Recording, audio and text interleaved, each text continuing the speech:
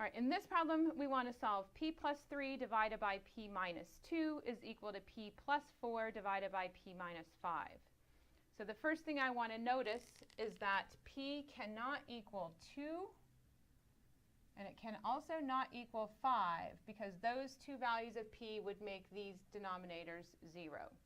So I have to throw those out if I get them as possible solutions at the end.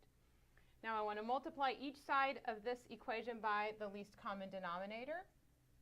And the least common denominator in this case is p minus 2 times p minus 5.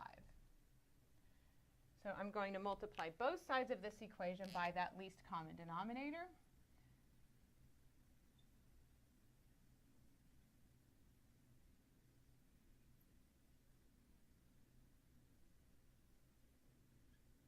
When I multiply this first rational expression by the least common denominator, you'll notice that the p minus 2's divide out. So I'm left with p minus 5 times p plus 3.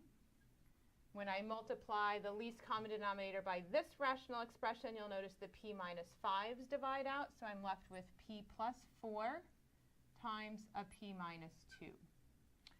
Now, I want to multiply these binomials, both of them on each side. So when I do that here, I'm going to get p squared plus 3p minus 5p minus 15 is equal to p squared minus 2p plus 4p minus 8.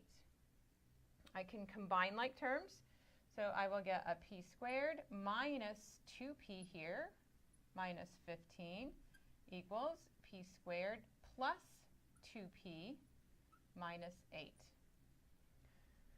And now I want to solve this for p. I notice that if I subtract a p squared from both sides, these p squareds will go to 0. So I'm going to subtract a 2p and get a negative 4p over here. I'll add 15 to the negative 8, and that gives me a positive 7. When I divide both sides by the negative 4, I get that p is a negative 7/4.